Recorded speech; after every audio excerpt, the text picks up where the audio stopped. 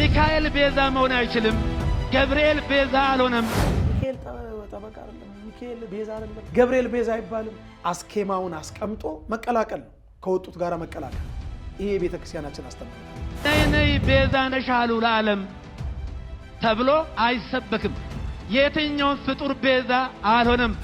የፕሮቴስታንት ተሐድሶ መሰረተ እምነት ወይም ዶግማ የሆኑት ነገሮች የኛን ልብስ በለበሱ አባቶች አማካኝነት መልእክት እንዲተላለፍ እየተደረገ ነው። ይሄ የተናገረው ይቅርታና የምልጃ ቃል ለዘላለሙ ሲያድን ይኖራል። ስለዚህ ኢየሱስ አማላጅ ነው፣ ለማኝ ነው ብለው አፋቸውን ሞልተው ደረታቸውን ነፍተው በፌዝ በስላቅ አይነት ቃል ሲናገሩ ሰምተናል።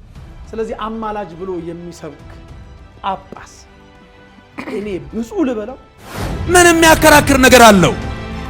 መጽሐፍ ቅዱስ የሚያከራክር ነገር የለም እኮ። አንድም ቃል ከሌላ ሳላመጣ መጽሐፍ ቅዱስ ላይ ብቻ የእግዚአብሔርን ቃል እየተናገርኩ የእሳቸውን የስህተት ትምህርት አጠፋዋለሁ፣ አጣፋዋለሁ። በጵጵስና ደረጃ የቤተ ክርስቲያኒቱ ያልሆነውን ትምህርት ፍኖተ ጽድቅ አዳራሽ ላይ ተገኝቶ መስበክ ማለት አባ ሁሉ አባ አይደለም። አባ ጨጓሬም አባ ኮስኳሴም ማለት አባ ገብርኤል ይህንን መልእክት እየሰሙ ከሆነ እንደው እንዲመልሱልኝ፣ መቼም አይመልሱልኝም፣ ግን የእርሶ ተከታዮች አሉ፣ እነርሱ እንዲመልሱልኝ በእግዚአብሔር ስም ጠይቃለሁ። የክርስቶስ ሰላም ለሀገራችን፣ ቸርነቱ ለሕዝባችን ይሁን። እንደምሰንብታችኋል። ይህ ደረጀ ዘወይንዬ ሚዲያ ነው። በሚዲያችን ሀገራዊ፣ ታሪካዊ፣ ሃይማኖታዊ፣ ባህላዊ፣ ወቅታዊ ጉዳዮችና ሌሎችም ይቀርባሉ። አብራችሁን በመሆናችሁ ታተርፋላችሁ። ለሌሎች በማካፈል ቤተሰባዊነትን ያጠናክሩ። መልካም ቆይታ ይሁንላችሁ። በስመ አብ በወልድ በመንፈስ ቅዱስ አህዱ አምላክ አሜን። ሰላም ጤና ይስጥልኝ። የውድ ደረጀ ዘወይንዬ ሚዲያ ተከታታዮች እንኳን አደረሳችሁ። እንግዲህ ሰሞኑን በሚዲያው ላይ ሲዟዟር ባለው ጉዳይ ላይ ብፁዕ አባታችን አቡነ ገብርኤል የስህተት ትምህርት መስጠታቸውን ወይንም እየሰጡ መሆናቸውን እየተከታተልን ነው። ዛሬ ደግሞ እንደ ሚዲያ ይሄ ትምህርት ልክ ነው ልክ አይደለም በሚል እንግዳ ጋብዣለሁኝ። ከእንግዳችን በፊት ግን የአባታችን አቡነ ገብርኤል እስቲ የሚሉትን ነገር እናንተም ፍረዱ። የትኛው ነው ልክ፣ የትኛው ነው ትክክል ያልሆነው የሚለውንም ለመዳኘት ስለሚመቸን ተከታተላችሁን እንመለሳለን። ፍጡር ቤዛ መሆን አይችልም። ይግባችሁ። ቤዛ ማለት ስለሌላ ተላልፎ መሰጠት ማለት ነው። ነይ እምዬ ማርያም ቤዛ ነሽ አሉ ለዓለም። እመቤታችን ቤዛ አይደላችም። ቤዛ ልጇ ነው። አትደንግጡ። ቤዛ ልጇ ነው። ነይ ቤዛ ነሽ አሉ ለዓለም ተብሎ አይሰበክም። ቤዛ ተቀዳሚ ተከታይ የሌለው አንድ የእግዚአብሔር ልጅ ብቻ ነው። መጽሐፍ ቅዱስ አውጡ ዕብራውያን ምዕራፍ 9 ቁጥር 11 ላይ ምዕራፍ 9 ቁጥር 11 ላይ ምን ይላል? ነገር ግን ክርስቶስ መጣ ዘንድ ላለው መልካም ነገር ሊቀ ካህናት ሆኖ በምትበልጠውና በምትሻለው በእጆችም ባልተሰራች ማለት ለዚህ ፍጥረት ባልሆነች ድንኳን ፈጽሞ ወደ ቅድስ በገዛ የዘላለም ቤዛነትን አግኝቶ በገዛ ደሙ ገባ እንጂ በፍየሎችና በኮርማዎች አይደለም። በፍየሎች በኮርማዎች አይደለም። ሚካኤል ቤዛ መሆን አይችልም። ገብርኤል ቤዛ አልሆነም። አብርሃም ቤዛ አልሆነም። የትኛውን ፍጡር ቤዛ አልሆነም። ለዘላለሙ ልጇ ነው ቤዛ። የእመቤታችን የቅድስት ድንግል ማርያም ልጇ የዓለም ቤዛ፣ የዓለም መድኃኒት፣ ለዓለም የተከፈለ ዕዳ በቀራንዮ ላይ የሞትና የኃጢአት መድኃኒት ሆኖ ለኛ የተሰጠ ልብ በሉ። ስለዚህ የዘላለም ቤዛነትን አግኝቶ አንድ ጊዜ ፈጽሞ ነው የሚለው። ስንት ጊዜ ይላል? አንድ ጊዜ ፈጽሞ በገዛ ደሙ ገባ እንጂ በፍየሎችና በኮርማዎች አይደለም። አንድ ጊዜ ፈጽሞ በዛሬው ዕለት በዕለተ ዓርብ የከፈለው ቤዛነት ለዘላለሙ ሲያድንና ሲምር ይኖራል። አሁን በእኛ ቤትም ሆነ በሌላ ቦታ እንደ ትልቅ መከራከሪያ ሆኖ ብዙ ጊዜ ጭቅጭቅ የሚደረግበት ሮሜ የፈረደበት ሮሜ 8:34 ምን የሚያከራክር ነገር አለው? መጽሐፍ ቅዱስ የሚያከራክር ነገር የለም እኮ። አባ እስራኤሎም ውስጥ በዘያምሩ ይገብሩ አባቶይ የሚያደርጉትን አያውቁምና ይቅር በላቸው።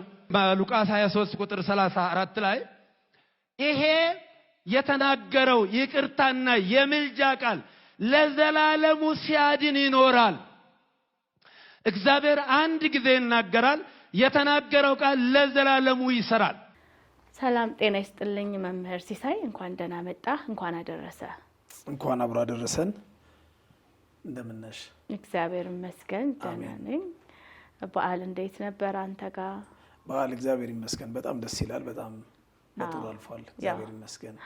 በዓሉን ትንሽ የሚያደበዘዙ ውዥንብር ነገሮች ቢኖሩም አንዳንድ የምንሰማቸው የሐሰት ትምህርቶች ትንሽ እያወዛገቡን ነውና ስለዛ ጉዳይ ምን ትላለህ? እንግዲህ ብፁዕ አባታችን አቡነ ገብርኤል የሰጡት የስተት ትምህርት ነው። ብዙ ሚዲያውም ላይ እየተዟዟረ ነው። እንግዲህ ስለ ድምጼ ይቅርታ ጉንፋን ይዞኛል። እየተዟዟረ ነው። እንደገና ደግሞ ቤዛ ማለት ስለሌላ ተላልፎ መሰጠት ነው ማለት ብለዋል። ይሄ ነገር ምን ማለት ነው? ፍጡር ቤዛ ሊሆን አይችልም የሚለው ነገር እንደ አንተ አመለካከት እንግዲህ አንተ ያልኩ ልቀጥል መምህር ይቅርታና እንዴ በደንብ አንተ ስለሰጡት የትምህርት ዙሪያ ምኑ ጋር ነው ስተቱ? ምኑ ጋር ነው ትክክል ያልሆነው? ያው እናውቀዋለን፣ ግን በቃ በአንተ አስተያየት ምንድነው የሚለውን ግለጽልን። አድማጮቻችንን እንግዲህ ሰላም በለልን ተከታታዮቻችንን። በቅድሚያ እንግዲህ እስከ በዓለ 50 ድረስ በቤተክርስቲያናችን ስርዓት መሰረት ሰላምታ የምንለዋወጠው እንዲህ እያለ ነው። ከሱ ልጀምር። ክርስቶስ ተንሥአ እሙታን በአብይ ኃይሉ ስልጣን አሰሮ ለሰይጣን አግዓዞ ለአዳም ሰላም እምይእዜሰ ኮነ ፍስሐ ወሰላም። ክርስቶስ በታላቅ ኃይልና ስልጣን ከሙታን መካከል ተለይቶ ተነሳ፣ ሰይጣንንም አሰረው፣ አዳምንም ነፃ ወጣው።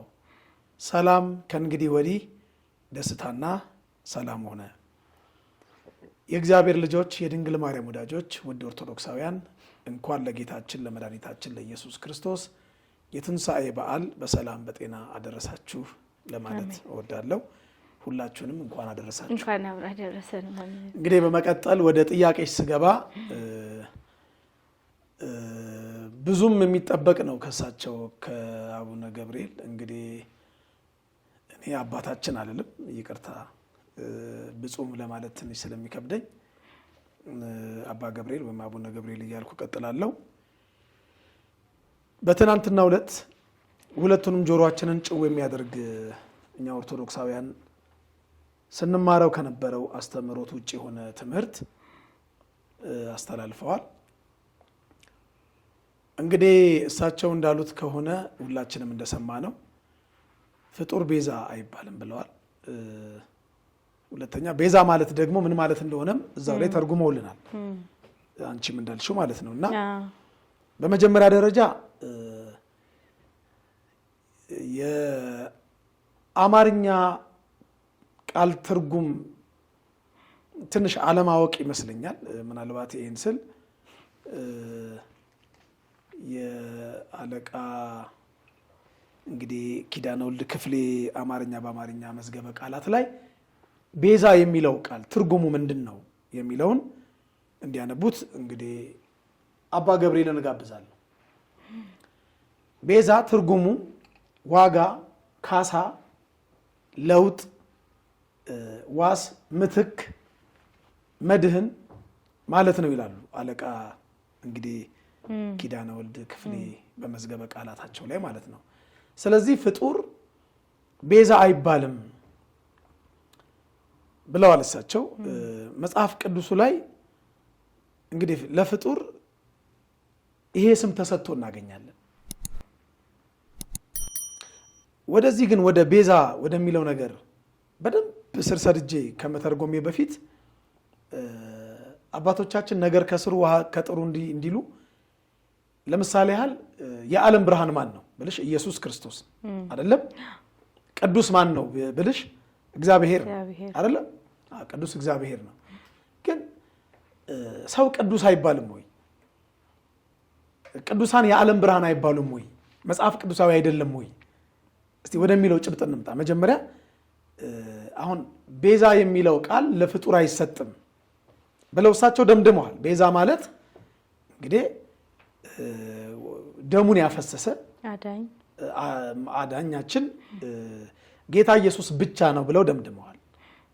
እና እናቱ ድንግል ማርያም እንደውም ቤዛዊት ዓለም እየተባለ የሚዘመረውን ሁሉ እንመጣበታለን ወደሱ እንመጣበታለን መካከቱና ምን ነገር እንግዲህ እንትን ብለዋል። ግን እስቲ መጀመሪያ አዎ እግዚአብሔር አምላካችን ብቻ በባህሪው ቅዱስ ነው። እንከን የማይወጣለት ነውር የማይገኝበት በባህሪው ቅዱስ ነው። ቅዱስ ነው። ሰው ደግሞ በጸጋ ቅዱስ ይባላል። እሱ ራሱም አምላካችን ኢየሱስ ክርስቶስ እንግዲህ በመጽሐፍ ቅዱስ ላይ እኔ ቅዱስ ነኝና እናንተም ቅዱሳን ሁኑ ይላል። እሱ በባህሪው ቅዱስ ነው። አዎ ቅዱስ ነው። እኛ ደግሞ በጸጋ ቅዱሳን እንድንሆን እሱ ራሱ አምላካችን ጌታችን መድኃኒታችን ኢየሱስ ክርስቶስ የተናገረውን ቅዱስ ጴጥሮስ ጽፎልን እናገኛለን። ምናልባት እንግዲህ መጽሐፍ ቅዱስ የሚያውቅ ሰው መጽሐፍ ቅዱስ የሚያውቅ ሰው የሚለው ይሰመርበት ይረዳኛል ምለው ነገር ይገባዋል ብዬ አስባለሁ። አንደኛ ጴጥሮስ ምዕራፍ 1 ቁጥር 15 ላይ ዳሩ ግን ይላል እኔ ቅዱስ ነኝና ቅዱሳን ሁሉ ተብሎ ስለተጻፈ የጠራችሁ ቅዱስ እንደሆነ እናንተም ደግሞ በኑሯችሁ ሁሉ ቅዱሳን ሁኑ ይላል። ቅዱሳን ሁኑ ይላል። በደንብ አስተውለሽ ካዳመጥሽ ማለት ነው። አሁን ሰው ቅዱስ አይባልም የሚሉ አንዳንድ ወንድሞቻችንም አሉ። እኛ አሁን ጻድቁ አባት አቡነ ተክለ ሃይማኖት፣ ጻድቁ አባት አቡነ ገብረ መንፈስ ቅዱስ፣ ቅዱስ ሚናስ፣ ቅድስት ክርስቶስ ሰምራ እንደዚህ ስንል ቅዱሳን ስንል ጆሮአቸውን የሚያሳክካቸው አንዳንድ ወንድሞች አሉ። ትንሽ አይናቸውን የሚያሳሻቸው አፋቸውን የሚያዛጋቸው ወንድሞች አሉ። መጻሕፍትንና የእግዚአብሔርን ኃይል ባለማወቅ የሚመጣ ነው ይላል። መጻሕፍትንና የእግዚአብሔርን ኃይል አታውቁምና ትስታላችሁ ይላል። በጣም የሚገርምሽ እንደዚህ ስገልጠው ራሱ መጽሐፍ ቅዱስ ላይ ወጣና ላንብበው። የማቴዎስ ወንጌል ምዕራፍ 22 ቁጥር 29 ጀምሮ ነው። መጻሕፍትንና የእግዚአብሔርን ኃይል አታውቁምና ትስታላችሁ ይላል። መጽሐፉ ነው የሚለው። ስለዚህ ቅዱስ አይባልም፣ ሰው ጻድቅ አይባልም የሚሉትም ሰዎች ልክ አሁን ሰው ቤዛ አይባልም እንዳሉት ማለት ነው። መጽሐፍ ቅዱስን ካለማወቅ የተነሳ ነው። ክርስቶስ ቅዱስ ነው፣ በባህሪው ቅዱስ ነው። እግዚአብሔር ቅዱስ ነው፣ በባህሪው ቅዱስ ነው። ሰውም ቅዱስ ይባላል። እንደው ጊዜ ስለሌለን በአንድ የመጽሐፍ ቅዱስ ክፍል ላይ ጻድቅም ቅዱስም የተባለ አንድ ሰው ብቻ ልጥቀስና ወደ ሌሎቹ ወደ ቤዛ የሚለው ትርጉም እንሂድ። ለምን ጊዜ የለን ካለን ጊዜ አኳያ እንግዲህ ማነው መጥምቀ መለኮት ቅዱስ ዮሐንስ በጣም በሚገርምሽ ሁኔታ ሄሮድስ ለዘፈን ወረታ ራሱን በወጭት አድርጎ አስቆርጦ የሰጠው ቅዱስ ሰው ነው፣ በሄሮዳይዳ ምክንያት ማለት ነው። ለምን ዮሐንስ የወንድምህን የፊልጶስን ሚስት ልታገባ አይገባህም እያለ ይገስጸው ነበረ። በዚህ ምክንያት ሄሮድስ ዮሐንስን ይላል ጻድቅና ቅዱስ ሰው እንደሆነ አውቆ ይፈራውና ይጠባበቀው ነበር ይላል። ጻድቅና ቅዱስ ሰው እንደሆነ አውቆ የማርቆስ ወንጌል ምዕራፍ 6 ቁጥር 19 ላይ መመልከት ይቻላል። እንግዲህ ብዙ ቅዱስ እየተባሉ ምናምን የተጠቀሱ ቅዱሳን እየተባሉ የተጠቀሱ ብዙ የመጽሐፍ ቅዱስ ማስረጃዎችን ማየት እንችላለን። ግን እንደው ለአብነት ብዙ ሰው እንዲረዳ ሰው ቅዱስም ጻድቅም እንዴት እንደሚባል ማለት ነው። ልክ እንደዚህ ሁሉ አምላካችን ጌታችን መድኃኒታችን ኢየሱስ ክርስቶስ እኔ የዓለም ብርሃን ነኝ ብሏል። እውነት ነው። እሱ የዓለም ብርሃን ነው፣ ምንም ጥያቄ የለውም። የዮሐንስ ወንጌል ምዕራፍ 8 ቁጥር 12 ላይ ደግሞም ኢየሱስ እኔ የዓለም ብርሃን ነኝ፣ የሚከተለኝ የህይወት ብርሃን ይሆንለታል እንጂ በጨለማ አይመላለስም ብሎ ተናገራቸው ይላል። እውነት ነው። ኢየሱስ ክርስቶስ የዓለም ብርሃን ነው። እውነት ነው። አሁን ደግሞ ተክለ ሃይማኖት የዓለም ብርሃን ናቸው፣ ገብረ መንፈስ ቅዱስ የዓለም ብርሃን ናቸው ያን ደግሞ ስንዘምር አሁንም ጆሮንም ይበለዋል። አይ እነዚህ ኦርቶዶክሳውያን ነው የጌታን ወስደው ለፍጡር ሰጡ ይሉናል። እንዴት ተክለ ሃይማኖት የዓለም ብርሃን ናቸው? እንዴት ልክ አባ ገብርኤል እንደዚህ ተብሎ የሚዘመረው ከመጽሐፍ ውጭ ነው እንዳሉት ማለት ነው። እንዴት ተክለ ሃይማኖት የዓለም ብርሃን ናቸው ብላችሁ ትዘምራላችሁ ይሉናል። እቺ ቤተ ክርስቲያን በመንፈሳዊው አፍንጫ ስትሸተት መዓዛዋ ጠረኗ ሁሉ ወንጌል ወንጌል ነው የሚለው። ከወንጌል የወጣ ነገር የላትም። ራሱ ክርስቶስ ምንድን ነበር ያለው? እስቲ ወደ ማቴዎስ ወንጌል እንሂድና እስቲ እንመልከት። አንዳንዴ መጻሕፍትን አለማወቅ አፋችን እንደመጣልን እንድንናገር ያደርገናል። የማቴዎስ ወንጌል ምዕራፍ 5 ቁጥር 14 ላይ እንዲህ ይላል፣ እናንተ የዓለም ብርሃን ናችሁ። የአገር ብርሃን ናችሁ አላለም። የመንደር ብርሃን ናችሁ አላለም። ወይ ደግሞ ሌሎቹ እንደሚሉት ቅዱሳን የጋን ውስጥ ብርሃን እንደሚመስሏቸው ማለት የጋን ውስጥ ብርሃን ናችሁ አላላቸው። እናንተ የዓለም ብርሃን ናችሁ ብሏቸዋል። እንግዲህ መሞገት ነው። ለምን ያንተን የዓለም ብርሃንነት ወስደ ለቅዱሳኑ ሰጠ ብለው ይሟገቱ። መሟገት ነው። ልክ እንደዚሁ ፍጡር ቤዛ አይባልም ላሉትም እስቲ ከአዲስ ኪዳን እንጀምር። እስቲ የሐዋርያት ሥራ ምዕራፍ 7 ቁጥር 35 ላይ እኮ ወንጌላዊ ቅዱስ ሉቃስ ሲጽፍ የሐዋርያት ሥራን የጻፈው ወንጌላዊ ቅዱስ ሉቃስ ነው። በጣም የሚገርምሽ ነገር ሙሴ እግዚአብሔር ሹምና ቤዛ አድርጎ እንደላከው ይነግረናል። እናንብበው ከመጽሐፍ ቅዱስ ላይ። አሁን የሚዳኘን መጽሐፍ ቅዱስ፣ ከመጽሐፍ ቅዱስ አንወጣም። እውነት ነው። ለምን? አሁን መነሻችን ስለሆነ የቤተ ክርስቲያን መሰረቷም ጉልላቷም ኢየሱስ ክርስቶስ ነው፣ ወንጌል ነው። አንዳንዶች መጽሐፍ ቅዱስ የማንሰብክ ይመስላቸዋል፣ ጭራሽ እንደማናውቅ ማለት ነው። ግን ቤተክርስቲያን በመምህራኖቿ፣ በሰባኪያን ወንጌሎቿ፣ በአባቶቿ፣ በሊቃውንተ ቤተክርስቲያኖቿ ወንጌል ባትሰብክ እንኳ ራሷ የቤተ መቅደሷ አሰራር ወንጌል ይሰብካል። ጉልላቷ መስቀል ነው፣ መስቀል ወንጌል ነው። አጥርና ቀጥሩ በመስቀል ያሸበረቀ ነው። አትሮንሱ ላይ የተሳለው መስቀል ነው። አባቶች ካህናት የሚይዙት መስቀል ነው። ወደ ቤተ መቅደስ ስንገባ የምናማተበው በመስቀልኛ ነው። ጣታችንን መስቀልኛ ሰርተን መስቀል መስቀል የምትሸት ብቸኛ የክርስቶስ ወኪል በምድር ላይ የኢትዮጵያ ኦርቶዶክሳዊ ተዋሕዶ ቤተክርስቲያን ነች። ይሄን አፌን ሞልቼ ደረቴን ነፍቼ እናገራለሁ። መልካም እንግዲህ የሐዋርያት ሥራ ቅዱስ ሉቃስ ይጽፍልን ምዕራፍ 7 ቁጥር 35 ላይ ሹምና ፈራጅ እንድትሆን የሾመህ ማን ነው ብለው የካዱትን ይህን ሙሴ በቁጥቋጦ በታየው በመልአኩ እጅ እግዚአብሔር ሹምና ቤዛ አድርጎ ላከው ይላል። ሹምና ምን አድርጎ ላከው? ቤዛ አድርጎ ላከው። ቅድም የአለቃ ኪዳነ ወልድ ክፍሌ አማርኛ በአማርኛ መዝገበ ቃላት ላይ ያለውን የቤዛ ትርጉም ስናነብ አስተውለሽ ከሆነ ቤዛ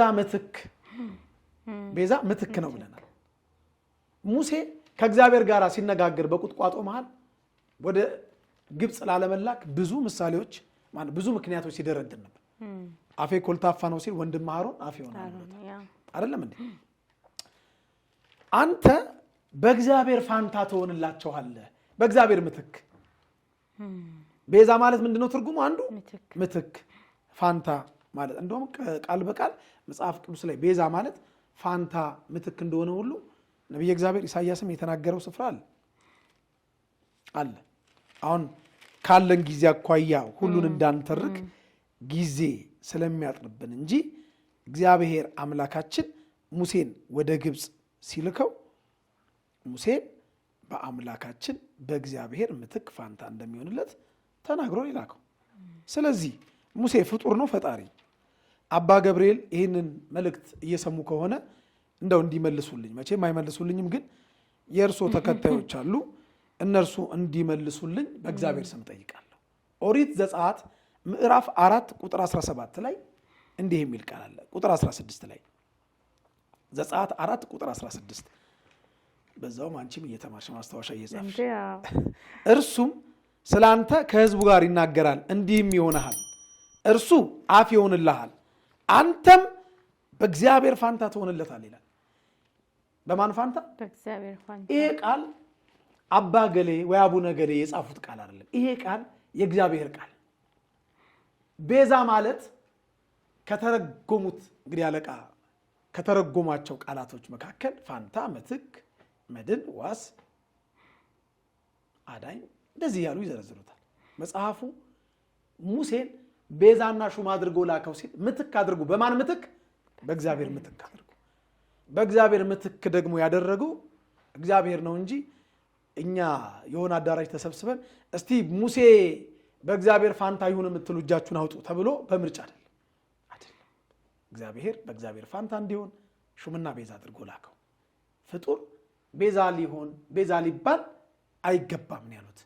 እና ሙሴ በጣም የሚገርምሽ ቤዛ ብቻ ሳይሆን አምላክም አድርጎታል። እግዚአብሔር ምን አድርጎታል ያልኩሽ? አምላክ። ይከብዳል አይደል?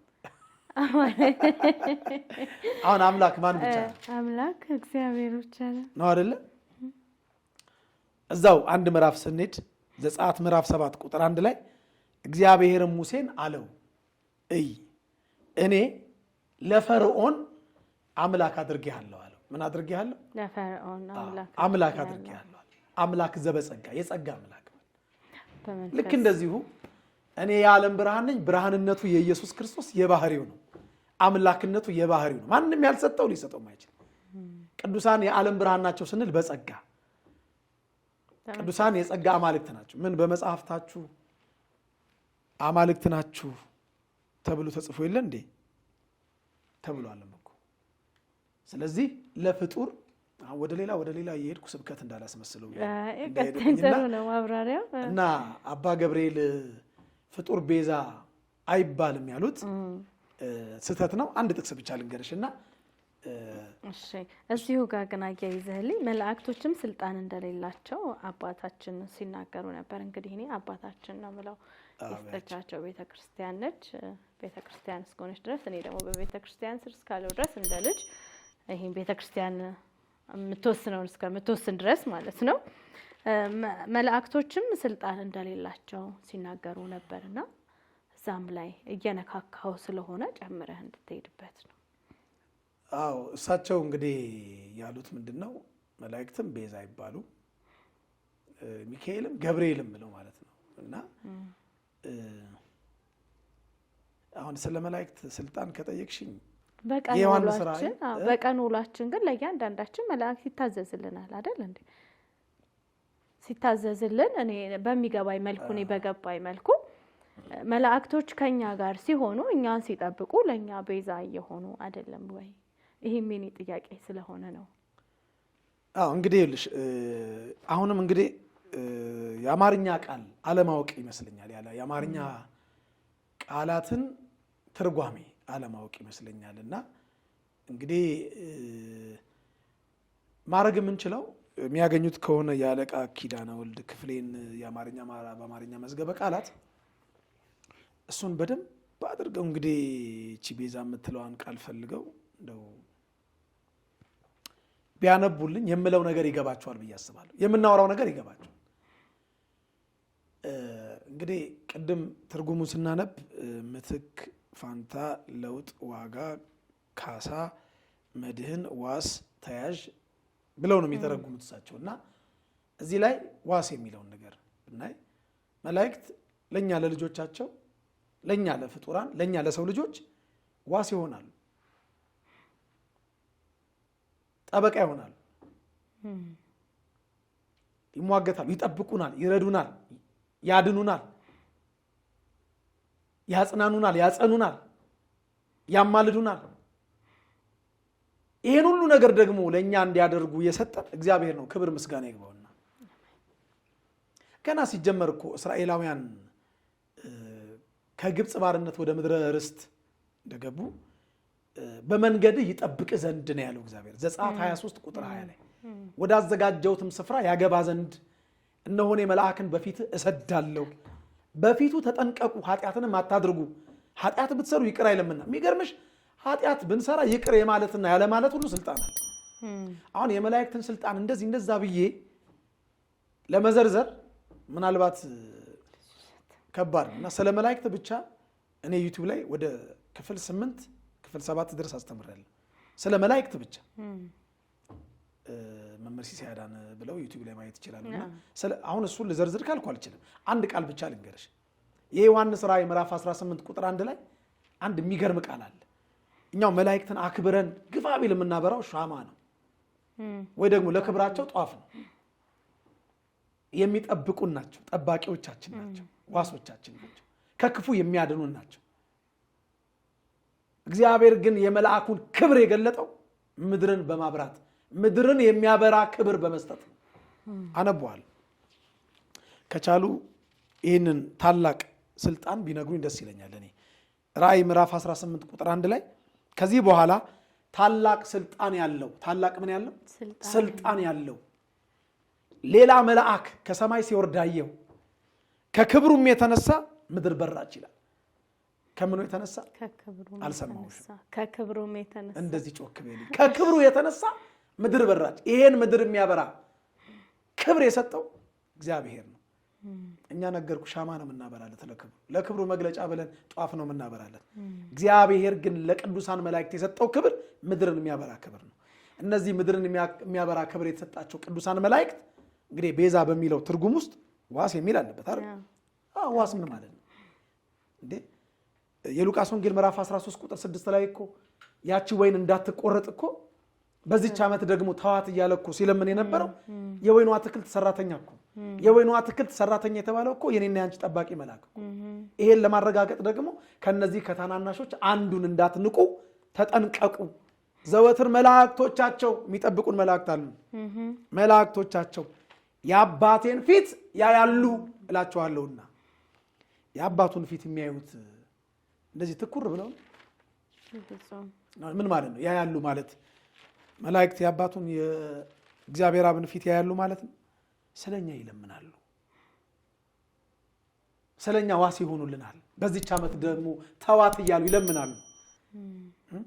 የማቴዎስ ወንጌል ምዕራፍ 18 ቁጥር 10 ላይ ነው ክርስቶስ ነው የተናገረው። በሰማያት ያለውን የአባቱን ፊት እኛን የሚጠብቁ መላእክቶቻችን የኛ ዋስ ጠበቆቻችን መላእክቶቻችን እንደሚያዩ ቃሉ ይናገራል። ሚካኤል ጠበቃ አይደለም፣ ሚካኤል ቤዛ አይደለም፣ ገብርኤል ቤዛ አይባልም ምናምን እንዴ። ቅዱሳን መላእክት ለኛ በደንብ ይለምኑልናል። በእኛ ምትክ ሆነ በእኛ ፋንታ ሆነ ስለኛ ይለምናሉ፣ ያማልዳሉ። ይሄን የማይቀበል ደግሞ ኦርቶዶክሳዊ አስኬማውን አስቀምጦ መቀላቀል ነው፣ ከወጡት ጋር መቀላቀል። ይሄ የቤተክርስቲያናችን አስተምሮት አይደለም፣ የወንጌልም ቃል አይደለም። በነገራችን ላይ የጠቀስኩልሽ ያለው የቤተክርስቲያናችን ሊቅ ቅዱስ አትናቴዎስ ቅዱስ እንትና እያልኩ አይደለም፣ ከመጽሐፍ ቅዱስ ነው። አንድም ቃል ከሌላ ሳላመጣ መጽሐፍ ቅዱስ ላይ ብቻ የእግዚአብሔርን ቃል እየተናገርኩ የእሳቸውን የስህተት ትምህርት አጣፈዋለሁ። የቤተክርስቲያን አስተምሮም የወንጌልም አስተምሮ አይደለም። እውነት ነው። እዚህ ላይ እንዳለ እንደው ይህ ስብከት ሲሰበክ እነማን ነበሩ? የት ነበረ ቦታው? ማለቴ አንዳንዴ የሚጋባበትም ሰው ለምንድን ነው ይሄ የሚሆነው ብሎ ያልጠየቀውም ነው። ስብከት ሲሰበክ እንደዚህ አይነት መጠየቅ አይቻልም እና እነማን ነበሩ? ለምንስ ዝም አሉ የሚለውን ነገር ብታብራራለን። ያስተነፍሳል ወይ? በደንብ ተንፍስ። ውሃም እየጠጣ መምህር ውሃም እየጠጣ ቁጭ ብለን ያደርንበት ጉዳይ ስለሆነ ነው። እኔም ከየት እንደመጣሁ ታውቃለህ፣ አንተም እንዴት። ዛሬ በዓል ማግስት ነውና በጣም አሳስቦን በጣም አይምሯችን ተነክቶ ሁላችንም እንዴት ብለን እንደመጣን እናውቃለን። አረናል። ከማረርም የተነሳ ምላሽ መስጠታችን አይደለም ግን ትምህርት እየሰጠን ምላሽ እየሰጠን እንዳይመስል። ይሄ ሰጣ ገባ ላይ አይደለንም። በቃሉ ይሄ ይላል ቃሉ፣ እናንተ ምን ላይ ናችሁ የሚለውን ነው እያየን ያለ ነው። ይኸውልሽ እኔ ሕያው እግዚአብሔር ምስክሬ ነው፣ በእውነት ነው ምልሽ፣ አላደርኩም። ምንም ማጋነን አይደለም፣ ማካበድ አይደለም። አንቺን ለዋሽሽ እችላለሁ፣ አንቺን ልሸነግልሽ፣ እግዚአብሔርን እሱን ግን አልዋሽም። ሕያው እግዚአብሔር ምስክሬ ነው። እንቅልፍ ስገላበጥ ነው ያደርኩት። በጣም የሚገርምሽ ዛሬ ቅዱስ እግዚአብሔር አብ ነው እና በጣም በሌሊት በቃ እንደውም መሆኑ ጠቀመኝ እግዚአብሔር አብ መሆኑና በቃ አልተኛው፣ በጣም አልተኛው። ምን ልልሽ ፈልጌ ነው እንቅልፍ የሚነሳ ጉዳይ ነው። እኛ የግለሰብ ኃጢአት አይመለከተን። እኔ ማንኝና ስለ ግለሰብ አይደለም። እኔ አሁን ኃጢአተኛ ነኝ፣ እኔ በደለኛ ነኝ። እኔ በአይኔ ውስጥ ምንም ያክል ምሰሶ የኃጢአት ምሰሶ እያለ የሰው ጉድፍ ኃጢአት አባ ገሌ፣ አቡነ ገሌ፣ ዲያቆን ገሌ፣ ዘማሪት ገሌ አልልም። እኔ ማንኝና በሃይማኖት ጉዳይ ግን ማንም ይሁን እንቅልፌን አጣበታለሁ። አባቶቼ ያስተማሩኝ እንደዚህ ስለሆነ፣ ወንድሞቼ ያስተማሩኝ እንደዚህ ስለሆነ፣ ቤተክርስቲያን ያስተማረችኝ እንዲህ ስለሆነ፣ እኔ አባቶቼ ልጅ ነኝ። ምንም ነገር ፈልጌ አይደለም ይሄን ማውራልሽ። እቺ ቤተክርስቲያን በደም ነው የተመሰረተችው፣ በክርስቶስ ደም። በኋላ ደግሞ ብዙ ቅዱሳን የሱን ፈለግ ተከትለው አጥንታቸውን ከስክሰዋል፣ ስጋቸውን ቆርሰዋል፣ ደማቸውን አፍስሰዋል። እኔና አንቺ ዛሬ እንዲህ ባማረ ቀሚስ ባማረ ስቱዲዮ ዘና ብለን የእግዚአብሔርን ቃል እንድንማማር ያደረጉት የኛ አባቶች ከነዋያተ ቅድሳቱ ጋራ በየዋሻው ተቀብረውላት ነው። ለዚች ቤተክርስቲያን በምንም አልደራደርም እና እንቅልፍ የነሳን ጉዳይ ነው። እንደጠየቅሽኝ ይሄ ስብከት የተሰበከበት ስፍራ የፍኖተ ጽድቅ አዳራሽ ነው። የፍኖተ ጽድቅ አዳራሽ ነው። የፍኖተ ጽድቅ ቴሌቪዥን ወይም ደግሞ መስራች አቶ ጸጋዬ ደበበ እንግዲህ ቤተ ክህነት ስም ሰጥተዋለች። እኔ ግን አቶ ጸጋዬ ደበበ እያልኩ ነው የምጠራበት ምክንያት ስላለኝ ነው። በዛ አዳራሽ ላይ የነበሩት በአብዛኛው የመስሪያ ቤቱ የሱ ሰራተኞች ናቸው። ጉባኤ ያላቸው በሳምንት አንድ ቀንም ጉባኤ እንዳላቸው እናውቃለን ይመስለኛል። የተለያዩ ሰባኪያን ዘማሪያን የሚሄዱ ያገለግላሉ። እዛ አዳራሽ ነው ቦታው፣ እዛ አዳራሽ ነው የነበሩት ሰዎች። እንግዲህ ቪዲዮ ላይ እንዳየነው ከፊት ለፊት አገልጋዮችም ነበሩ፣ መጽሐፍ ቅዱስ የገለጡ አገልጋዮችም ነበሩ። ቦታው ያ ነው እና በዚሁ አጋጣሚ አንድ ነገር ልንገርሽ። እኔ ውስጥ የሚነግረኝ ነገር አለ ከበፊት ጀምሮና እቺን ቤተክርስቲያን ለማፍረስ ብዙ ሴራ እየተሴረ ነው፣ ብዙ ሸር እየተሸረበባት ነው። ግን መስሏቸው ነው አትፈርስም። እዚች ቤተክርስቲያን ላይ እነ ዮዲት ጉዲት፣ እነ አህመድ ግራኝ እና አፄ ሱስንዮስ ብሔራዊ ሃይማኖት ካቶሊክ እንዲሆን ብዙ ጦራቸውን ሰብቀው ወርውረዋል። ብዙ ሰይፋቸውን ስለው ብዙ አባቶች አርደውብናል። እቺም ቤተክርስቲያን ለማፍረስ አሁንም በዘመናዊ የጦር መሳሪያ ፈንጂ ቀብረው ቤተክርስቲያኒቷን ለማፍረስ ስም አጠራሯን እንግዲህ ለማበላሸት ብዙ እየተደከመ ያለበት ጊዜ ነው እና ከውስጥም ከውጭም ነው ውጊያው። ከውጭ ብቻ ነበር ድሮ የሚመስለን፣ ግን ከውስጥም ከውጭም እናየዋለን ወደ በኋላ ላይ እና እጃቸው ረዥም በሆነ ትንሽ ገንዘብ ባላቸው ባለጠጎች አማካኝነት ትንሽ ቤተክርስቲያናችን በጃዙር የፕሮቴስታንት ተሐድሶ መሰረተ እምነት ወይም ዶግማ የሆኑት ነገሮች የኛን ልብስ በለበሱ አባቶች አማካኝነት መልእክት እንዲተላለፍ እየተደረገ ነው። ዓላማው ይገባናል፣ ግልጽ ነው። በዚህ አጋጣሚ ግን እንደው የምናገረው ነገር የቤተ ክርስቲያን አገልጋይ ወንድሞቼ፣ እኔ ትንሽ ነኝ፣ እኔ ታናሽ ወንድማችሁ ነኝ። እባካችሁ እንደው እባካችሁ በዚህ ምድር ላይ የምንኖረው እድሜ በጣም ግፋቢል 70-80 ነው። በጣም ግፋቢል 80 እና 70 ለምንኖርበት መሬት እርግጠኛ ሆኜ የምነግራችሁ እግዚአብሔር የዕለት ጉርስ የዓመት ልብስ አያሳጣንም፣ አላሳጣንም፣ ሊያሳጣንም አይችልም። እንኳን እኛን እግዚአብሔር ሌሎቹንም ይመግባል፣ ያላመኑትንም ይመግባል። ምናልባት ዘመናዊ መኪና ለማሽከርከር፣ ምናልባት ዘመናዊ ቤት ለመኖር፣ ምናልባት ባንክ ቡካችን ውስጥ ከፀጉራችን ቁጥር የሚበልጥ ገንዘብ እንደው ለመቁጠር ወይ አለን ለማለት ካልሆነ በስተቀር ሌላ ምንም ትርፍ እናገኝበታለን ብዬ አላስብም። እና እባካችሁ እቺን ቤተክርስቲያን የሚዋጉትን ሰዎች መድረካቸው ላይ መታችሁ ወንጌል ባትሰብኩ፣ ባታገለግሏቸው። የቤተክርስቲያን ጠላቶች ናቸው። እኔ በግልጽ ልንገራችሁ፣ እድሜ ይስጠን። ነገ ታያላችሁ የፍኖተ ጽድቅ እኔ ፍኖተ ጽድቅ ራሱ ስለው አፌ ይያያዛል። ለምን መንገዱ የጽድቅ መንገድ ስላልሆነ ማለት ነው። ቤተክርስቲያንን ለሁለት ለመክፈል እንደ ህንድ ኦርቶዶክስ ቤተክርስቲያንን 100% ለማጥፋት እንደ አርመን ኦርቶዶክስ ቤተክርስቲያን እየሰራ ያለ ተቋም ነው። ዘማሪያንን ያዘ፣ ሰባኪያንን የተወሰኑትን፣ ከዛ አባቶችን ብፁዕ ቅዱስ አባታችንም ፍኖተ ጽድቅ መስሪያ ቤት ድረስ ሄደው አዳራሽ ሄደው ያደረጉትን ነገር የምናውቀው ነገር ነውና እኔ ማንም ምንም ይሁን ግን እባካችሁ ለዚህ 70 እና 80 ዓመት ለምንኖርባት መሬት ሃይማኖታችንን አሳልፈን አንስጥ። በሚሞት ስጋ የማይሞት ስራ እንስራ። እኛ አባቶቻችን ሞተው ነው እቺን ሃይማኖት ያስረከቡን። እኔ ይሄንን እንግዲህ ኢንተርቪው ከሰጠው በኋላ ነገ ምን እንደሚፈጠር አላውቅም። የተፈጠረው ይፈጠር፣ በደስታ ነው የምቀበል። ሕያው እግዚአብሔር በፊቱ የምቆመው ምስክሬ ነው። የመጣው ቢመጣ ከዚህ ከግንባሬ ጀምረው እየከተፉኝ ሁሉ ለምን ይሄን አልክ ብለው እየከታተፉኝ በመንኮራኩር ቢፈጩኝ ደስተኛ ነኝ። ስጋን የሚገድሉትን አትፍሩ ስለሚል ማለት ነው። ሰው ለዓለማዊ ነገር እንኳን ይሞታል፣ እንኳን ለመንፈሳዊ ነገር አይደለም እንዴ? ስለዚህ እባካችሁ በገንዘብ ምክንያት እዛ አዳራሽ አትሂዱ። የሚሰጠውን ነገር እኔም አውቃለሁ። እኔም ትንሽ የመጣልኝ መልእክት አለ ከዛ ከፍኖተ ጽድቅ ሳይሆን ከሌላ ተቋም እንደው እዛ ሄጄ ባገለግል የተወሰነች ነገር እንደው ለስጋ የሚደረግ ነገር እንዳለች ትንሽ ያለኝ ሰው አለና ስቄ ነው በጣም በሰላም ማቀው ፓስተር ነውና ስቀን ብንመልሳቸው እና ለሃይማኖታችን ዋጋ እንክፈል። እንዲህ አይነት ቦታ ሄደን አናገልግል። በጵጵስና ደረጃ የቤተ ክርስቲያኒቱ ያልሆነውን ትምህርት ፍኖተ ጽድቅ አዳራሽ ላይ ተገኝቶ መስበክ ማለት ምን ማለት እንደሆነ እንግዲህ አድማጭ ይፍረደኝ።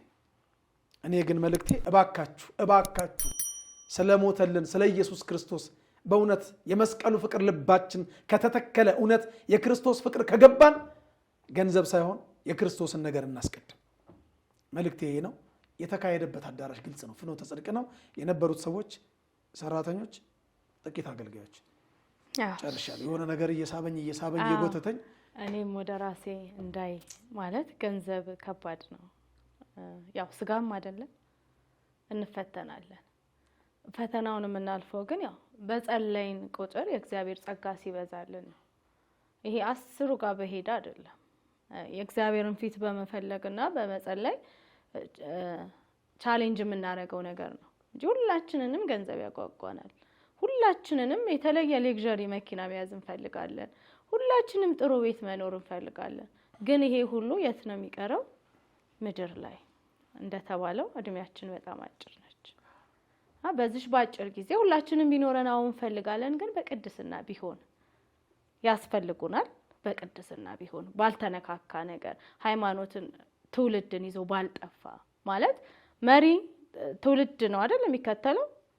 መሪው ደግሞ ትውልድን ይዞ ከጠፋ ይቺ ሀገር ይቺ ሃይማኖት ማን አላት? ስለዚህ ይሄንን ቆም ብለን ልናስብ ይገባናል። መምህር እኔ ራሴንም እያየው ስለሆነ ነው ምኑ ጋር ነኝ እኔ ሁላችንም ምኑ ጋር ነኝ እኔ የሚያስብል ጊዜ ላይ ነን ያለ ነው። እና በጣም ላቋርጥሽ በማርያም ትዝ አለኝ አንድ ነገር። ገንዘብ የሚገርምሽ በመጽሐፍ ቅዱስ አምላክ ተብሎ የተጠቀሰው የቄሳርን ለቄሳር እግዚአብሔርን ለእግዚአብሔር ይላል። ለሁለት ጌቶች መገዛት አትችሉም ብሎ ማቴዎስ ምዕራፍ 6 ቁጥር 24 ላይ ጌታ የተናገረለት ከጌታ ጋር እኩል አድርጎ እንግዲህ ለምን ብዙዎቻችን የተሸነፍንበት አንዱ ነገር ይሄ ስለሆነ ገንዘብ እውነት ነው። ስለዚህ በእግዚአብሔር ዙፋን ላይ ገንዘብን ለአምልኮት ያስቀመጥን አገልጋዮች እባካችሁ አምነነው እኮ አላጎደለብን። ምን አሳስቶ የሚነዳውን ያጎደለብን የሚኖርበትን ቤት ነው የሚበላውን ነው አላጎደለብንም። ሕያው እግዚአብሔር ምስክሬ ነው። አምነነው ከልብ በልብ አገልግለነው አላጎደለብንም፣ አያጎልብንም። የሚያጎልብንም አምላክ የለንም። እውነት ነው። እሺ መምህር ክብረት ይስጥልኝ። መጨረሻ ላይ ሮሜ 8:34 ላይ አባታችን ብፁዕ አቡነ ገብርኤል እያነሷት ነበርና ስለሷ የምታብራራት ነገር ይኖራል ብዬ አስባለሁ። እኔም ላይ ጥያቄ የፈጠረብኝ ነገር ስላለ ከሷ በፊት እንግዲህ ለአባ ገብርኤል እና ለተከታዮቻቸው ሁለት ጥያቄ ጠይቃችኋለሁ። ትንቢተ ኢሳይያስ ምዕራፍ 43 ቁጥር 3 ላይ እኔ የእስራኤል ቅዱስ አምላክ እግዚአብሔር መድኃኒት ነኝ፣ ግብፅን ላንተ ቤዛ አድርጌ ምን አድርጌ ቤዛ አድርጌ ኢትዮጵያንና ሳባንም ላንተ ፋንታ ሰጥቻለሁ። ላንተ ምን ፋንታ ሰጥቻለሁ።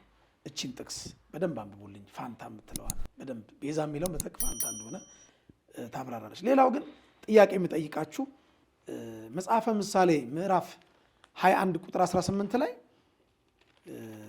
እንደውችን የቤት ስራ ልስጣቸው ምን ማለት እንደሆነች እንግዲህ በዛው አባታችን እና ተከታያቸው አባታችን ተከታዮቻቸው አባ ገብርኤልና ተከታዮቻቸው እቺን እንደው ምን ማለት እንደሆነች ቢመልሱልኝ።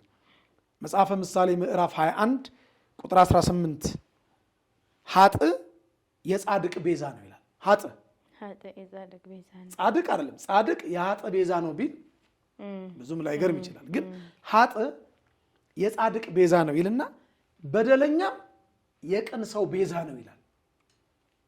በደለኛ ደግሞ የምን ሰው?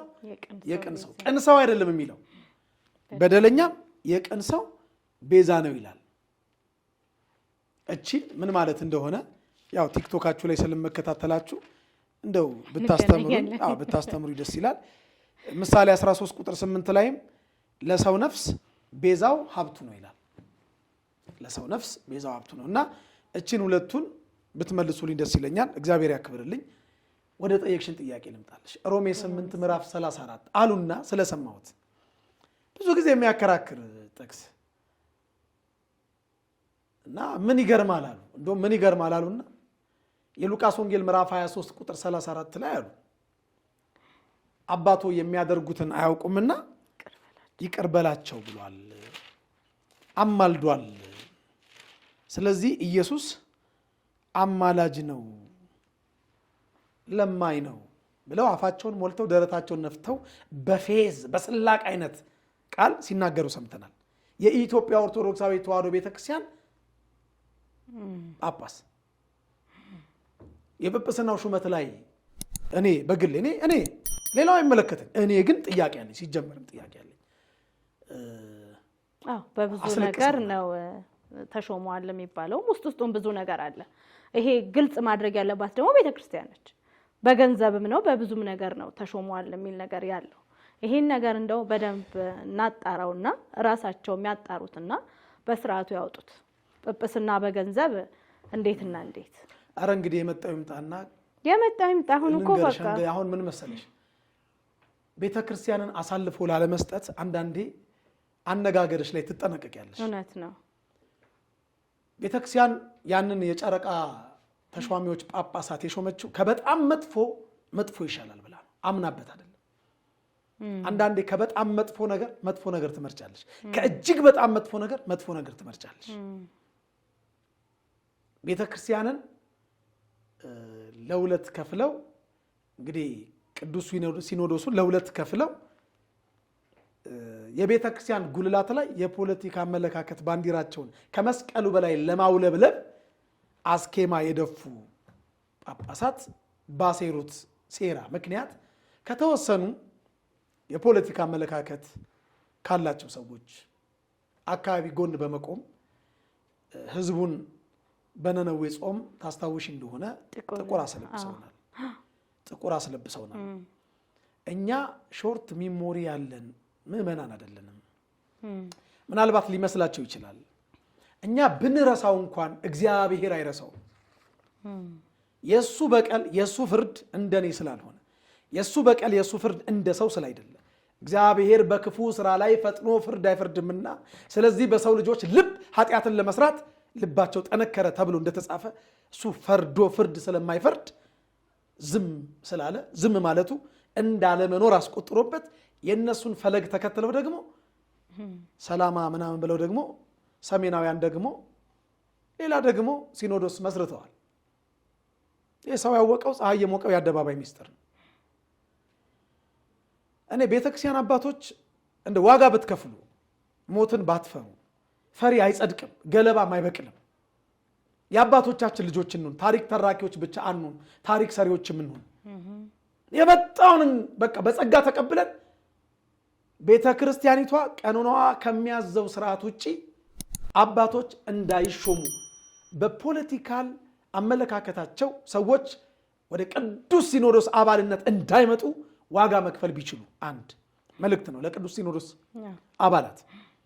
እኔ ታናሽ ልጃችሁ እኔ እናንተን ከፍ ብዬ መናገር የማይገባኝ ልጃችሁ ይሄን መልእክት እናገራለሁ። በሕያው እግዚአብሔር ስም ነው የምናገረው። እንዲህ አይነት ሹመት ባይሾም ማለት መስፈርቱን የማያሟላ ባይሾም እገሌን ሹም ተብሎ አሁን ብቻ አይደለም ከዚህ በፊትም በነበሩት ፓትሪያርክ እንዲህ አይነት ሹመቶች ነበሩ።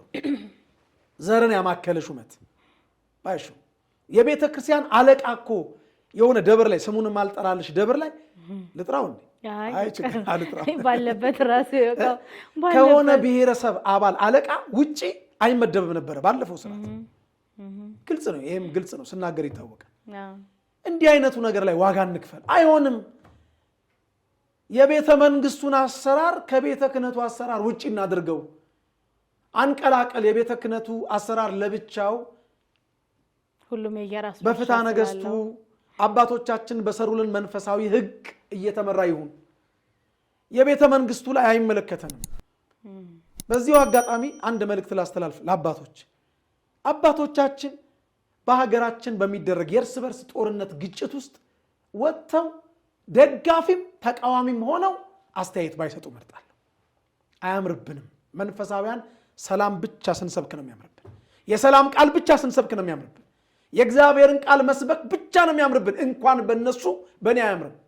በእኔ በኃጢአተኛው በትንሹ በወራዳው ሳይገባኝ አገልግለኝ ተብዬ በተጠራሁት በእኔ እንኳን አይገባ አያምርብኝም።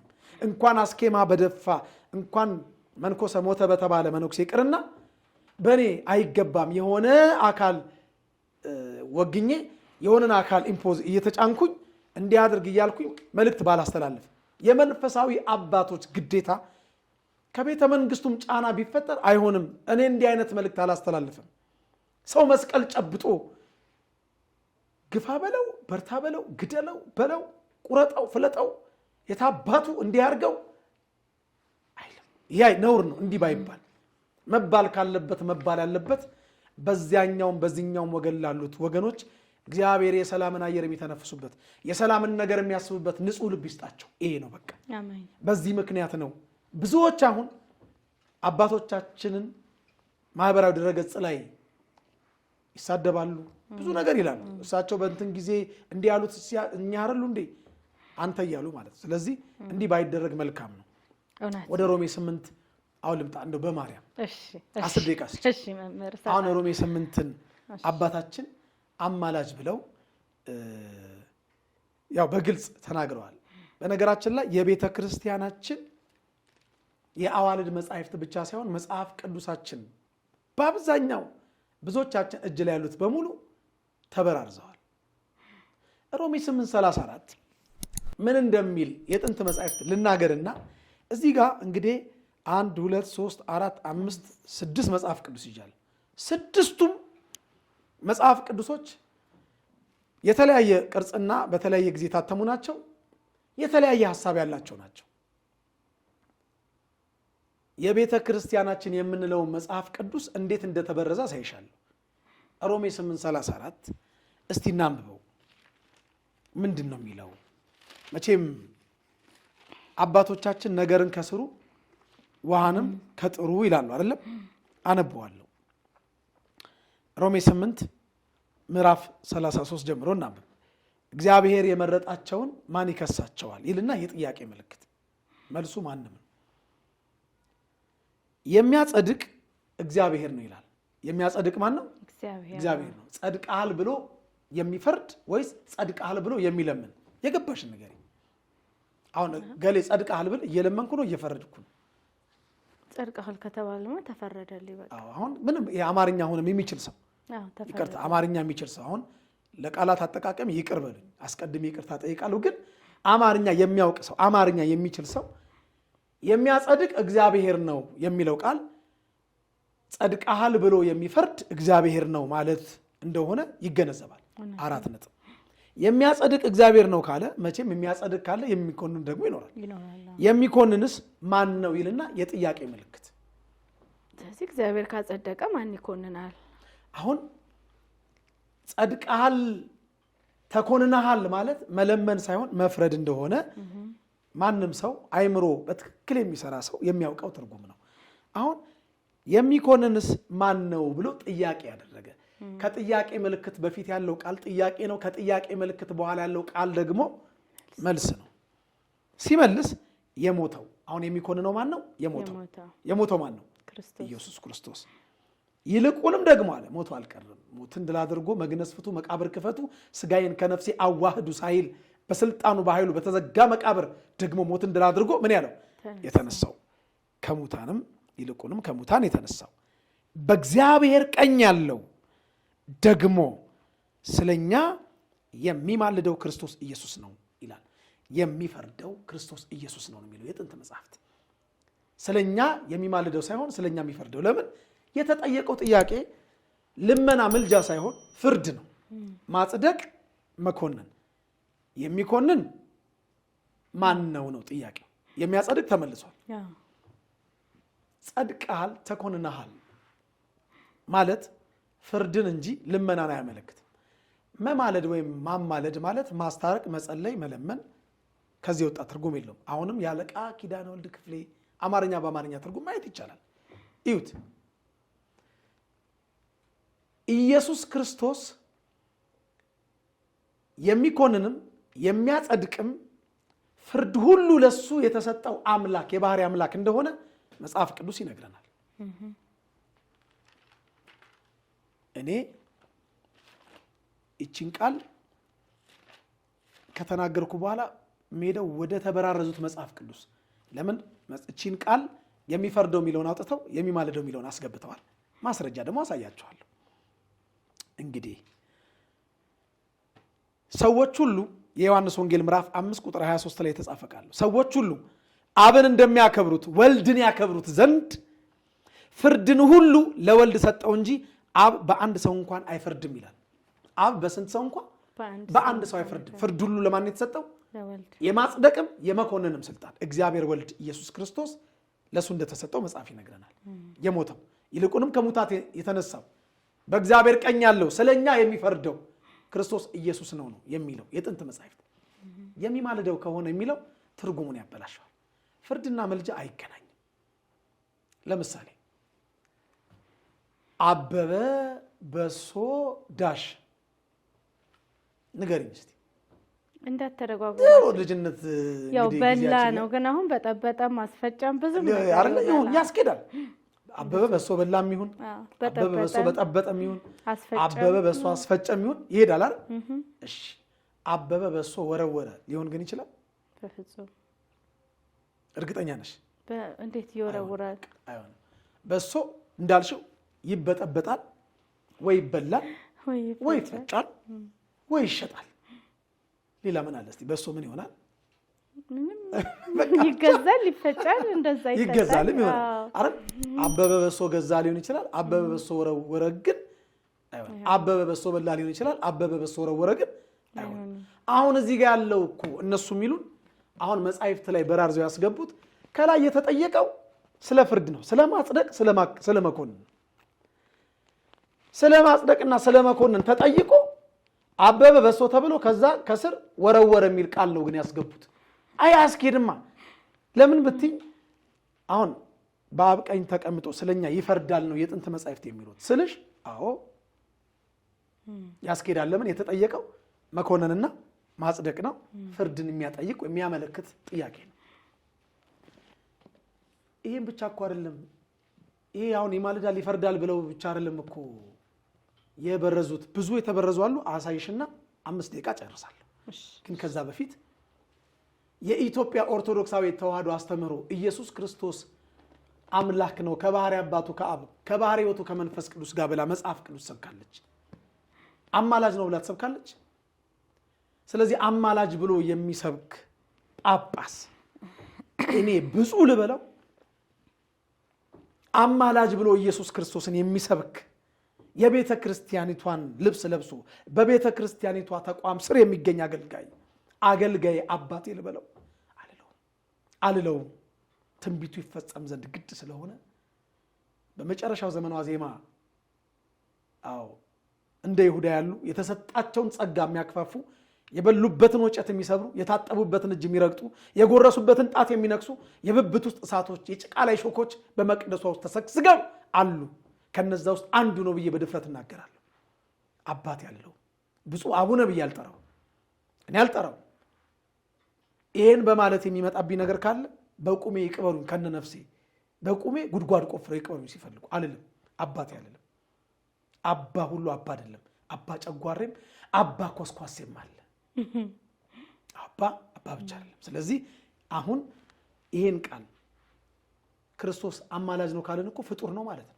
ኢየሱስ ደግሞ ፈጣሪ ነው። ለፈጣሪ ባህሪ መለመን አይስማማም፣ መለመን ነው። ይሄ ብቻ አይደለም የተበረዘው እኮ የሚገርምሽ አሁን ለኦርቶዶክስ ተዋሕዶ ቤተክርስቲያን ብለው የጭቃ ላይ ሾኮቹ የውስጥ አርበኞቹ ያተሙልን በአቡነ ጳውሎስ ዘመን ያተሙልን ይሄ መጽሐፍ ቅዱስ ይታያቸዋል። ይሄ ቀይ ይሄ መጽሐፍ ቅዱስ በቀጥታ ይኸውልሽ ከዚህ መጽሐፍ ቅዱስ ቀለል ባለ አማርኛ ከተተረጎመ ተብሎ በ1980 ከተተረጎመ መጽሐፍ ቅዱስ ስለዚህ እየበራረዙ የሚፈርደው የሚለውን የሚማልደው እያሉ እግዚአብሔር በእኛ እንደሚማለድ የሚለውን እንደሚማልድ እያሉ ለፊደል እያደረጉ አሳይሻለሁ በደንብ ነው በማሳይሽ። እንደው ካሜራማኑም እንድታሳይልኝ ለዓለም ሕዝብ ይልኝ ለኢትዮጵያ ሕዝብ ቀለል ባለ አማርኛ የተተረጎመ ነው የሚለው እንደው ካሜራ አየሽዋ ቀለል ባለ አማርኛ አሁን ቀለል ባለ አማርኛ አይደለም። ዓመተ ምህረቱ መቼ ነው? አሁን 1980 ነው ተባለ። ይሄን መጽሐፍ ቅዱስ ፕሮቴስታንት እምነት ነው ከፍሎ ያሳተመው አብዛኛው ድርሻ እሱ ነው እና የሚጠቀመው እሱ ነው። ዝም ብዬ እንደዚህ አሁን ዝም ብዬ ገለጥኩት። የግዕዙ አይደለም እንዲያውም አይደል አማርኛው ነው። የግዕዙ አይደለም ቁጥሩ ራሱ አማርኛ ነው አይደለም። አሁን ይኸውልሽ ቁመቱም ወርዱም ምኑም የጽሁፉም ፎንት አንድ አይነት ሆኖ ነው ያተሙልን። ግን ለኢትዮጵያ ኦርቶዶክስ ተዋሕዶ ቤተክርስቲያን ብለው ነው ያተሙልን የኛ አባቶች ቤተክርስቲያኒቷ ውስጥ የተሰገሰጉት በአቡነ ጳውሎስ ዘመን ማለት ነው። ኮፒ አድርገው ያተሙት ግን ከዚህ አሁን ዝም ብዬ ሳላይ አይን ጨፍኜ ገለጥኩ አወጣሁት። ኦሪት ዘኍልቍ ምዕራፍ 22 ይላል። ይሄው ምዕራፍ 22 አይደለም። ይሄን ኦሪት ዘኍልቍ ምዕራፍ 22 ባወጣልሽ መስመር አለው የነሱ ይሄ መስመር የለውም። ከዛ ውጪ ሁሉ ነገሩ ኮፒ አድርገው ነው ያተሙልን። ይሄን ያህል ቤተክርስቲያን ውስጧ እየተቦረቦረ ነው። አሁን ይልሽ እንደዚህ የሚተነትን ነገር አለው እሱኛው ልክ እንደኔ በላምና አህያይቱ የበላም የመጀመሪያው ትንቢት ይላል። ከዛ የለም በላምና አህያው ይሄው በላምና አህያይቱ ነው የሚለው ቁጥር 21 ላይ በላምና አህያይቱ ይላል። የአህያይቱ ይላል በላምና አህያው እያንዳንዱ የርዕስ አሰጣጡ የምናምን ነው። ዝም ብዬ አሁንም የሆነ ነገር ብገልጽልሽ እንደዛ እዚህ ላይ የተጻፈው እዛ ላይ ያለ ኮፒ ነው አድርገው ያተሙልን። ግን ማናቸው ያተሙልን? ለኛ ቤተክርስቲያን ብለው ያተሙልን። ልክ እንደ አባ ገብርኤል ያሉ የውስጥ አርበኞች ናቸው ይሄን መጽሐፍ ቅዱስ አትሞ ይሰጡ። ከዚህ በኋላ የቤተክርስቲያን አገልጋዮች ወጥተን እውነቱን መናገር አለብን። በጣም የሚገርምሽ ቀለል ባለ አማርኛ ነው አይደል የሚለው ሁለተኛ ቆሮንቶስ ምዕራፍ 5 ላይ አንድ ቃል አለ። አምባሳደር ቀለል ያለ አማርኛ ነው ወይስ ቀለል ያለ እንግሊዘኛ ነው? እስቲ ንገሪኝ። እንዳንቺ የገባሽ አምባሳደር እንግሊዘኛ ነው አይደለም? መጽሐፉ ግን የሚለው ቀለል ባለ አማርኛ የተተረጎመ አይደለም? አማርኛ ለእንግሊዘኛ ምን ሊያደርግ መጣ ነው? አይ እንግዲህ በአብዛኛው የተዋህዶ ልጅ ወንጌል አያነብም ብለው ሊሆን ይችላል፣ አላቅም። ግን እናነባለን አይምሰላቸው። እንግዲህ ምን ይላል መሰለሽ ቁጥር 20 ላይ ሁለተኛ ቆሮንቶስ ምዕራፍ 5 ቁጥር 20 እኛ የክርስቶስ መልእክተኞች ነን ነው የሚለው እዛ ላይ የእግዚአብሔር መልእክተኞች ነን። እዚህ ላይ ምን ይላል? እግዚአብሔር ሰዎችን በእኛ አማካኝነት ስለሚጠራ እኛ በክርስቶስ ስም ምኖች ነን የሚለው አምባሳደሮች ነን። ስለዚህ ከእግዚአብሔር ጋር ታረቁ ብለን ታረቁ አይደል የሚለው። ጥሩ አምባሳደሮች። አምባሳደር የሚባል ቀለል ያለ አማርኛ አለ?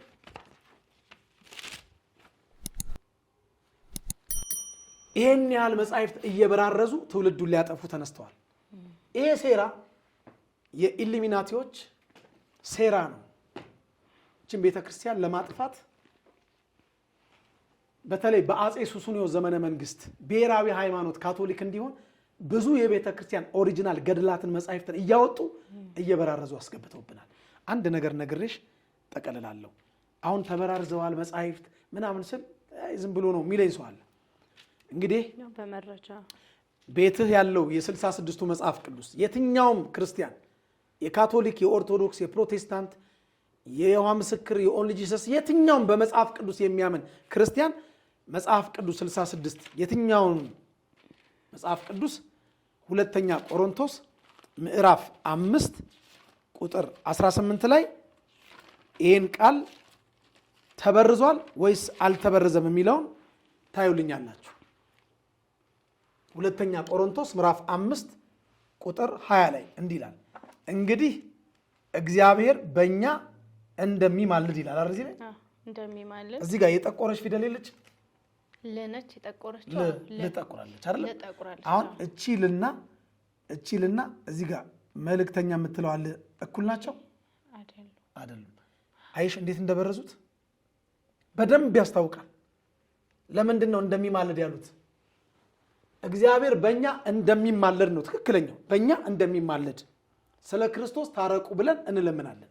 ቅዱሳን እንደሚማልዱ ወደ እግዚአብሔር እንደሚያስታርቁ የተነገረ ቃል፣ በእኛ እንደሚማልድ የማስታረቅ ቃል በእኛ እንዳኖረ የሚናገር ቃል ነው። ለን ፊደል ል አድርገው በርዘውታል። ስለዚህ ሮሜ 8:34 ዕብራውያን 7:25 ወዘተርፈ እያለ ትውልዱ አይሸወድ። ነገ ደግሞ ምን ብለው ያትሙላል መሰለሽ? ትንቢት አይደለም እውነተኛ ነገር ልንገርሽ። ከአንድ አባት የሰማሁትን ከአንድ የበቁ አባት ገዳም የሰማሁትን እውነተኛ ነገር ነው የምነግርሽ።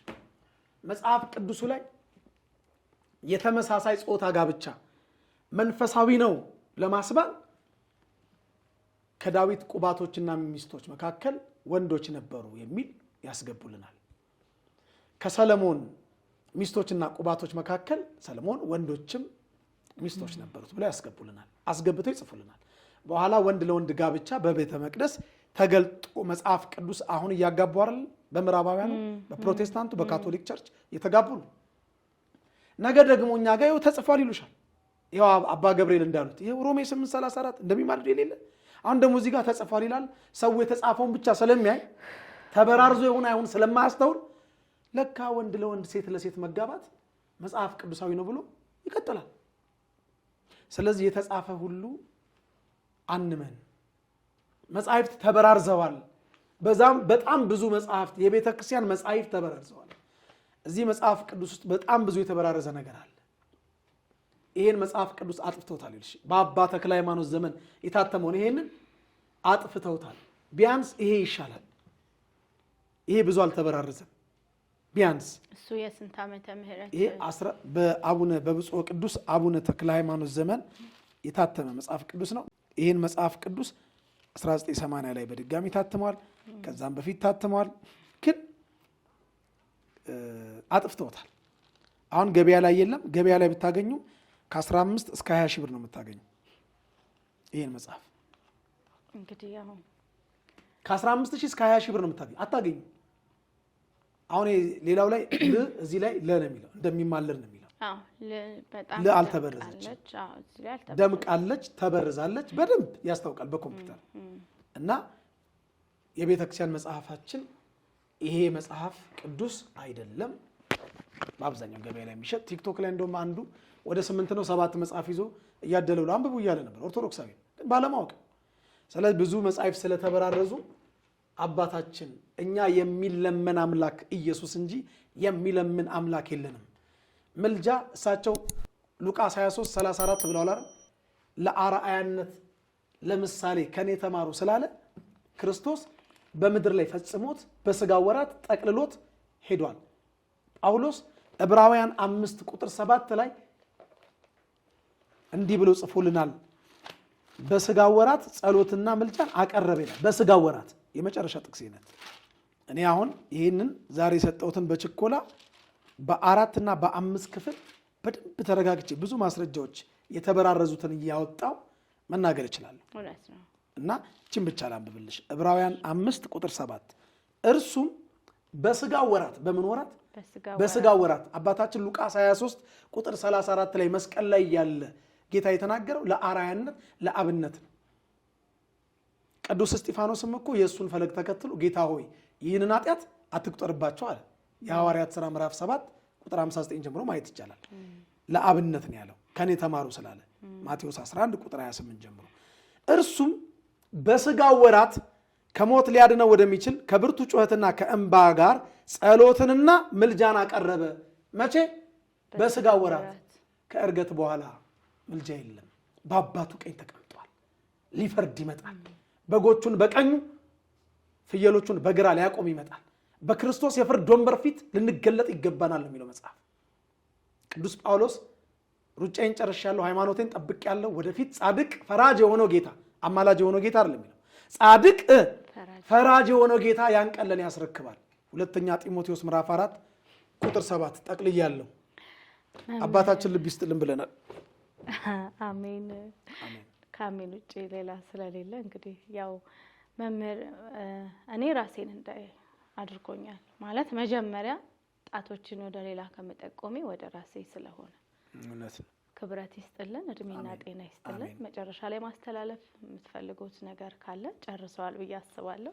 ልብ ይስጥልን ከማለት ውጪ ሌላ ያው ልብ ይስጣችሁ ከማለት ውጪ ምንም ነገር የለም። ዋናው የልባችን መዝገባችን ልባችን ውስጥ ስለሆነችና እግዚአብሔር ይስጥልን፣ ክብረት ይስጥልን። እንደገና ደግሞ ሁሌም የሚዲያ አጋራችን ስለሆኑ እድሜና ጤና ጨምሮ አሁንም ይስጥልን።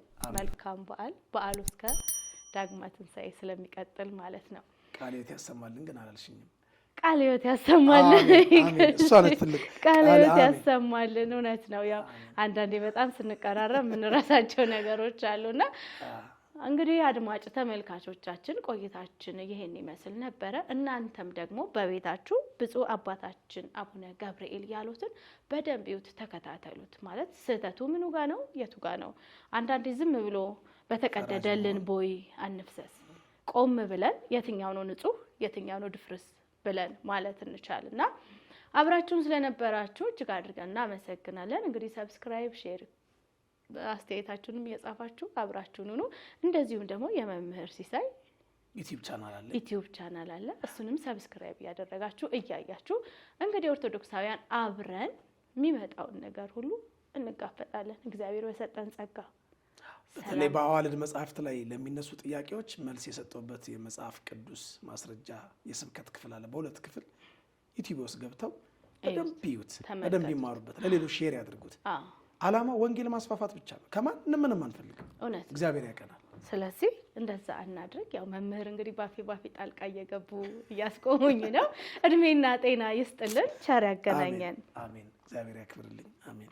እኛ በትላንትናና በነገ መካከል ያለን ዛሬ ነን። ዛሬ ላይ ሆነን ነገን በበጎ ነገር እንገንባ። ነገ አዲስ ቀን ነው፣ ቀኑም ደግሞ ደስ ይላል። ደረጀ ዘወይንዬ ሚዲያ ኢትዮጵያዊ ማንነት